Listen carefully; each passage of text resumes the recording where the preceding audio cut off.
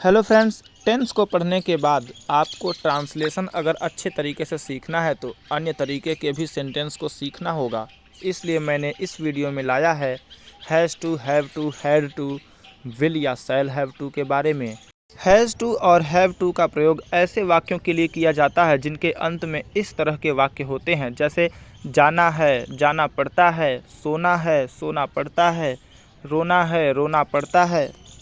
और वहीं अगर वाक्य के अंत में जाना होगा, जाना पड़ेगा, सोना पड़ेगा, रोना पड़ेगा, इस तरह के सेंटेंस आ जाएं, तब हम विल हैव टू या शैल हैव टू का प्रयोग करते हैं। शैल हैव टू का प्रयोग आई और वी के साथ करेंगे। और अगर वाक्य के अंत में जाना था, जाना पड़ता था या जाना पड़ा, इस तरह का वाक्य आए तो हम हैड टू का प्रयोग करते हैं। आइए एग्जाम्पल की सहायता से समझते हैं कि कैसे इस तरह के वाक्यों का ट्रांसलेशन किया जाता है।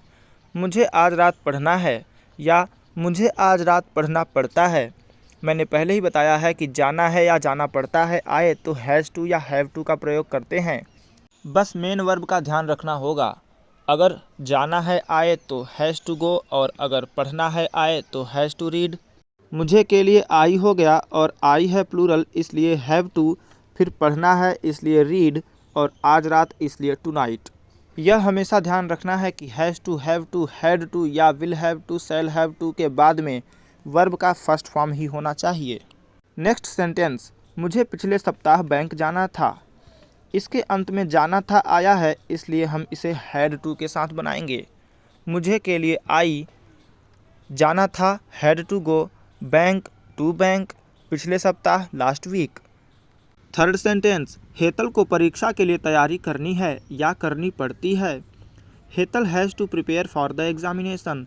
हेतल सिंगुलर है इसलिए तैयारी करनी है के लिए हैज़ टू प्रिपेयर और परीक्षा के लिए फॉर द एग्जामिनेशन। अगर हेतल के जगह पर कोई प्लूरल सब्जेक्ट होता तो हमें हैव टू प्रिपेयर यूज करना पड़ता। यह भी ध्यान देते चलिए कि हमने हैज़ टू के बाद मेन वर्ब का फर्स्ट फॉर्म ही यूज किया है। फोर्थ सेंटेंस, तुम्हें मेरे साथ चलना होगा या चलना पड़ेगा। ऐसा वाक्य जब आता है तो हम विल हैव टू या शैल हैव टू का इस्तेमाल करते हैं। आजकल आई और वी के साथ भी विल हैव टू का ही प्रयोग होने लगा है। तुम्हें तो यू, चलना होगा विल हैव टू गो, मेरे साथ with me. Fifth sentence, Gopi को अब नहीं लिखना होगा या लिखना पड़ेगा। Gopi will not have to write now. आपने देखा कि विल के बाद ही नॉट का प्रयोग हो गया। विल हैव टू वैसे इसका हेल्पिंग वर्ब है, लेकिन यहाँ पर आप विल के तुरंत बाद या शैल के तुरंत बाद नॉट का प्रयोग करेंगे। आपको यह स्पष्ट हो गया होगा कि अगर इस तरह का वाक्य नेगेटिव हो तो विल या शैल के तुरंत बाद ही नॉट का प्रयोग करते हैं। शैल का यूज केवल आई और वी के साथ ही किया जाएगा। आइए अब वीडियो की समरी समझते हैं। जाना पड़ता है, जाना है आए तो हैज़ टू गो। जाना पड़ा, जाना था आए तो हैड टू गो।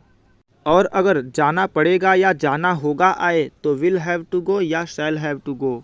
अगर आप वास्तव में ट्रांसलेशन सीखना चाहते हैं तो आपको विभिन्न तरीके के सेंटेंसेस का इंग्लिश में ट्रांसलेशन करना आना चाहिए।